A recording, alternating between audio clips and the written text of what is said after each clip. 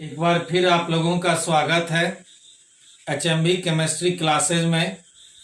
हम लोग पढ़ रहे हैं 5th चैप्टर सरफेस केमिस्ट्री और इसमें हम लोग देखेंगे कोलाइड के क्लासिफिकेशन के बारे में। पिछले क्लास में आपने पढ़ा था कोलाइड का क्लासिफिकेशन डिस्पर्स्ड फेज और डिस्पर्सन मीडियम के फिजिकल स्टेट के आधार पर। आज हम लोग देखेंगे कोलाइड का क्लासिफिकेशन डिस्पर्स्ड फेज और डिस्पर्सन मीडियम के बीच जो इंटरेक्शन होता है उस इंटरेक्शन के नेचर के आधार पर सभी कोलाइड को दो भागों में बांटा गया, lyophilic colloid and lyophobic colloid. तो आज हम लोग इस दो तरह के लायोफोबिक के बारे में पढ़ेंगे। Classification, second classification of colloids based on nature of interaction between dispersed phase and dispersion medium. Dispersed phase और डिस्पर्सन मीडियम दोनों के बीच इंटरेक्शन के नेचर के आधार पर कोलाइड का classification depending upon the nature of interactions between dispersed phase and dispersion medium। dispersed phase और dispersion medium जो solvent का काम करता है, dispersed phase जो सॉल्यूट का काम करता है, इस दोनों के बीच इंटरेक्शन के नेचर के आधार पर कोलाइडल सॉल्यूशन को क्लासिफाइड किया गया to types. First lyophilic colloid. Lyophilic means liquid loving, जो लिक्विड को अट्रैक्ट करे। Second lyophobic colloid, liquid hating, जो लिक्विड को रिपेल करे। First lyophilic colloid, the colloidal solutions in which the particles of the dispersed phase have great affinity for dispersion medium। वैसा colloidal solution जिसमें उपस्थित particles, colloidal particles, dispersed phase का particles अधिक affinity रखता है dispersion medium के साथ, अधिक एफिनिटी, अधिक अट्रैक्शन होगा, वह लायोफिलिक कोलाइड कहलाता है। These solutions are easily formed। इस तरह के सॉल्यूशन का आसानी से निर्माण होता है। And the lyophilic colloids are reversible in nature। यह रिवर्सिबल होता है। If the dispersion medium is separated from dispersed phase, जब डिस्पर्सन मीडियम को अलग किया जाता है, अगर डिस्पर्सन मीडियम को अलग किया जाए डिस्पर्स्ड फेज से इवापोरेशन के द्वारा, तब जो सॉल है कैन बी अगेन फॉर्म। फिर उस सॉल को आप पुनः बना सकते हैं, निर्माण कर सकते हैं बाय सिंपली रीमिक्सिंग इट, पुनः उसको मिक्सिंग करके with dispersion medium, dispersion medium के साथ मिक्सिंग करके पुनः उस सॉल को प्राप्त किया जा सकता है। These sols are quite stable. इस तरह का सॉल अत्यधिक स्टेबल होता है and can not be easily coagulated. आसानी से इसे कोगुलेट नहीं किया जा सकता, प्रिसिपिटेट नहीं किया जा सकता। The common examples of lyophilic colloid. Lyophilic colloid का सामान्य उदाहरण गम, जिलेटिन, स्टार्च, प्रोटीन, ये सब कहलाते हैं लायोफिलिक कोलाइड। तो याद रखेंगे लायोफिलिक कोलाइड यह वैसा कोलाइडल सॉल्यूशन होता है जिसमें particles of dispersed phase disperse phase का पार्टिकल अधिक एफिनिटी रखता है डिस्पर्सन मीडियम के साथ, वह लायोफिलिक कोलाइड कहलाता है। यह रिवर्सिबल होता है अपने नेचर में, साथ ही साथ यह अत्यधिक स्टेबल भी होता है। और example gum, gelatin, starch, protein, ये सब कहलाता है lyophilic colloid. Second, lyophobic colloids. The colloidal solution, वैसा colloidal solution in which there is no affinity, वैसा कोलाइडल सॉल्यूशन जिसमें कोई एफिनिटी नहीं होता है डिस्पर्स्ड फेज के पार्टिकल्स और डिस्पर्सन मीडियम के बीच, are called lyophobic collide.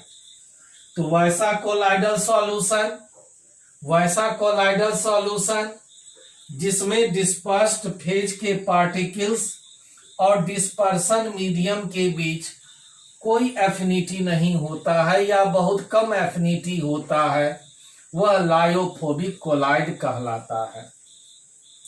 These salts are radially precipitated, इसे आसानी से तेजी से प्रिसिपिटेट किया जा सकता है, कोगुलेट किया जा सकता है on the addition of a small amount of electrolyte, जब स्मॉल अमाउंट में इलेक्ट्रोलाइट मिला दिया जाए या फिर बाय हीटिंग गर्म किया जाए या फिर बाय सेकिंग उसे हिलाने डुलाने पर।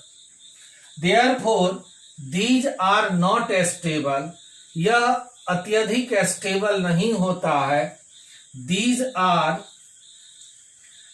आर इरिवर्सिबल, यह इरिवर्सिबल होता है अपने नेचर में, irreversible in nature. They need some stabilising agent, इसे स्टेबल करने के लिए विशेष प्रकार के स्टेबलाइजिंग एजेंट की आवश्यकता होती है for their preservation. Example ferric hydroxide, arsenic sulphide, ये सब कहलाया लायोफोबिक कोलाइड।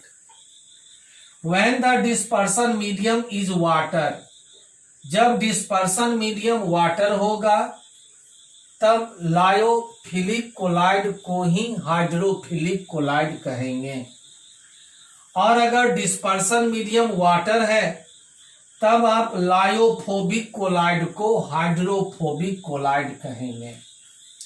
तो इस तरह से आपने देखा डिस्पर्स्ड फेज और डिस्पर्सन मीडियम दोनों के बीच जो इंटरेक्शन है उसके नेचर के आधार पर कोलाइड को दो भागों में बांटा गया, lyophilic colloid, second lyophobic collide.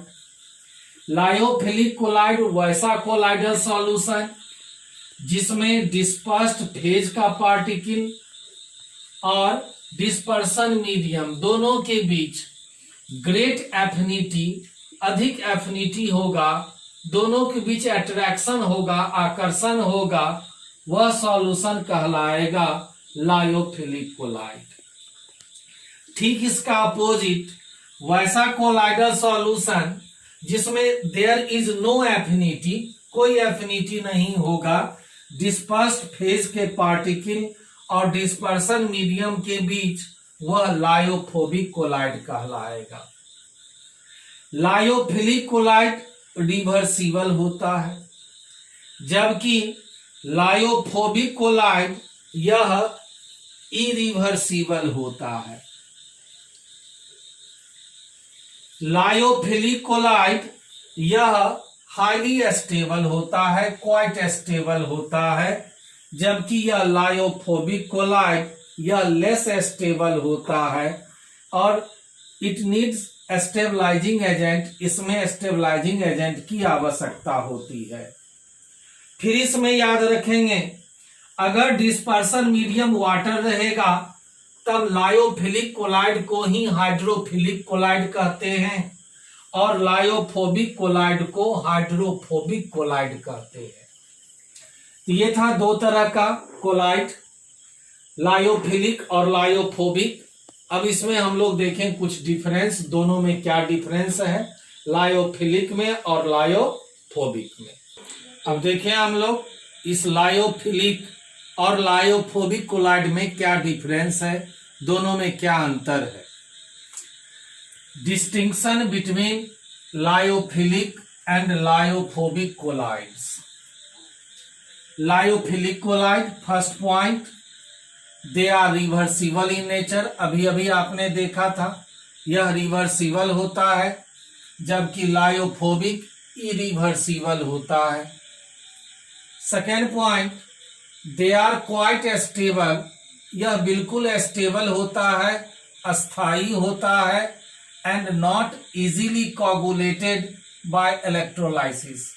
Electrolysis या इलेक्ट्रोलाइट के द्वारा इसे आसानी से कोगुलेट नहीं किया जा सकता है।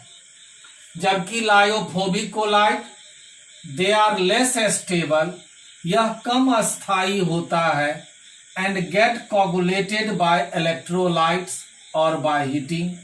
इलेक्ट्रोलाइट के द्वारा या हीटिंग करने पर, गर्म करने पर आसानी से कोगुलेट होता है, प्रेसिपिटेट होता है। Third point, they are obtained by simple solution method such as starch solution. इसे लायोफिलिक कोलाइड को प्राप्त किया जाता है सिंपल सॉल्यूशन मेथड के द्वारा, जबकि लायोफोबिक कोलाइड इसे बनाया जाता है इनडायरेक्ट मेथड के द्वारा, जो आसान नहीं होता है, which are not so easy. Fourth point, they are obtained from organic materials such as starch, gum, gelatin, etc. Lyophilic colloid को प्राप्त किया जाता है कार्बनिक पदार्थों के द्वारा, जैसे स्टार्च, गम, जिलेटिन, इन सबों से प्राप्त किया जाता है लायोफिलिक कोलाइड को। जबकि लायोफोबिक कोलाइड को प्राप्त किया जाता है फ्रॉम इनऑर्गेनिक मटेरियल, अकार्बनिक पदार्थों से, जैसे मेटल से, मेटल के सल्फाइड से या मेटल के हाइड्रोक्साइड से लायोफोबिक कोलाइड को प्राप्त किया जाता है। Fifth point, these are self stabilised. यह स्वतः स्टेबलाइज्ड हो जाता है, इसमें किसी बाहरी स्टेबलाइजिंग एजेंट की आवश्यकता नहीं होती है। जबकि lyophobic colloid, these are unstable, यह प्रायः अनस्टेबल होता है, एंड हेंस रिक्वायर स्टेबलाइजर। इसमें स्टेबलाइजर, स्टेबलाइजिंग एजेंट, वैसा पदार्थ जो लायोफोबिक कोलाइड को स्टेबल कर सके, इस तरह की पदार्थ की इसमें आवश्यकता होती है। Another point, sixth point, the particles are solvated. Lyophilic colloid का पार्टिकल आसानी से सॉल्वेटेड होता है, हाइड्रेटेड होता है, जबकि लायोफोबिक कोलाइड का जो पार्टिकल्स है are not solvated. Another point, they don't show Tyndall effect. Lyophilic colloid Tyndall effect नहीं दर्शाता है, स्कैटरिंग ऑफ लाइट की फेनोमेनन को नहीं दर्शाता है। पढ़ेंगे इसी चैप्टर में डिटेल में टिंडल इफेक्ट क्या होता है। जबकि lyophobic colloid, they show Tyndall effect. Last point, the particles are not easily visible even under ultra microscope. Ultra microscope के द्वारा भी लायोफिलिक कोलाइड के पार्टिकल को आसानी से नहीं देखा जा सकता है, जबकि लायोफोबिक कोलाइड के पार्टिकल को आसानी से देखा जा सकता है अल्ट्रा माइक्रोस्कोप के द्वारा। ये था लायोफिलिक और लायोफोबिक दोनों में कुछ इंपॉर्टेंट डिफरेंस। ये था सेकंड क्लासिफिकेशन कोलाइड का। अब हम लोग देखें third classification. Classification based on type of particles of dispersed phase. Dispersed phase के पार्टिकल के टाइप के आधार पर कोलाइड को 3 भागों में बांटा गया। First, multi molecular colloids. Second, macro molecular colloids. And third associated colloid. अब इस तीनों के बारे में वन बाय वन हम लोग डिटेल में पढ़ेंगे। ये मल्टी मॉलिक्यूलर, मैक्रोमॉलिक्यूलर और एसोसिएटेड कोलाइड क्या होता है। डिस्पर्स्ड फेज के पार्टिकल के आधार पर सभी कोलाइड को 3 भागों में बांटा गया। तो सबसे पहले हम लोग देखें first multi molecular colloid, second macromolecular colloid, third associated colloid जिसे मिसेल भी कह सकते हैं। First multi molecular colloid. In this type of colloids, इस तरह के कोलाइड में the colloidal particles are aggregates of atoms और small molecules with particle size less than 1 nanometre. तो इस तरह के कोलाइड में जो कोलाइडल पार्टिकल्स होते हैं वह एटम या छोटे मॉलिक्यूल जिसका साइज 1 नैनोमीटर से कम हो उसका समूह होता है, एग्रीगेट होता है। For example salts of gold atom का salt, sulphur molecule, a side molecule, ये सब मल्टी मॉलिक्यूलर कोलाइड्स बनाते हैं। इन दीज कोलाइड्स, इस तरह के कोलाइड में the particles are held together by weak van der Waals force. Colloidal particle कमजोर आकर्षण बल वंडरवाल फोर्स के द्वारा आपस में बंधे हुए रहते हैं। तो ये था first multi molecular colloid. Second macromolecular colloid. In this type of colloid, इस तरह के कोलाइड में colloidal particles are themselves large molecule. Colloidal particle बड़े मॉलिक्यूल वाले होते हैं जिसका साइज बड़ा होता है।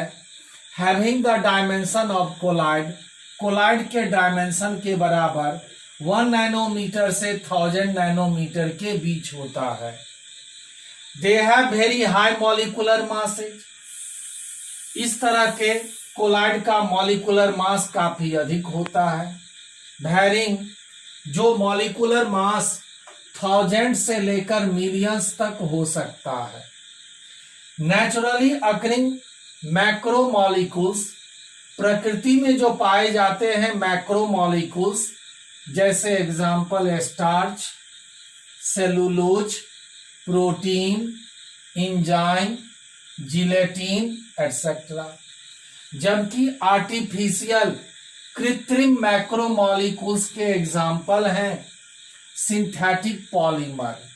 सिंथेटिक पॉलीमर जैसे नायलॉन, पॉलीथीन, प्लास्टिक्स, पॉलीस्टाइरीन, तो ये सब सिंथेटिक पॉलीमर एग्जाम्पल है मैक्रोमॉलिक्यूलर कोलाइड का। थर्ड एसोसिएटेड कोलाइड, जिसे मिसेल भी कहा जाता है।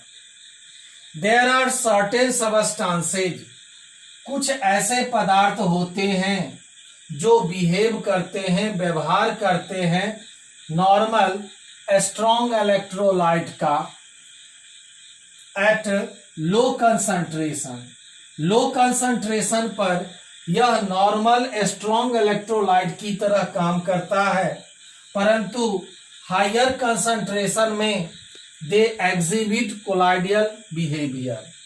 जब कंसंट्रेशन अधिक रखा जाए तब यह कोलाइडियल बिहेवियर को दर्शाता है। Due to the formation of aggregated particle, चूंकि यह एग्रीगेटेड पार्टिकल का निर्माण करता है। Such colloids are called associated colloids. इस तरह के कोलाइड को एसोसिएटेड कोलाइड कहा जाता है। एंड द एग्रीगेट पार्टिकल्स दस फॉर्म, इस तरह से जो एग्रीगेट पार्टिकल का निर्माण होता है वह मिसेल कहलाता है। एग्जाम्पल सॉप, डिटर्जेंट, साबुन, अपमार्जक, ये सब एग्जाम्पल हैं, एसोसिएटेड कोलाइड के एग्जाम्पल हैं। अब यहाँ दो बातें याद रखेंगे। The formation of micelle take place above a particular temperature. Micelle का जो निर्माण होता है, मिसेल का जो निर्माण होता है एक खास टेम्परेचर पर, जो क्राफ्ट टेम्परेचर कहलाता है, जिसे टीके के द्वारा रिप्रेजेंट करते हैं। And above a particular concentration, एक निश्चित कंसंट्रेशन पर निर्माण होता है, जिस कंसंट्रेशन को क्रिटिकल मिसेलाइजेशन कंसंट्रेशन कहा जाता है।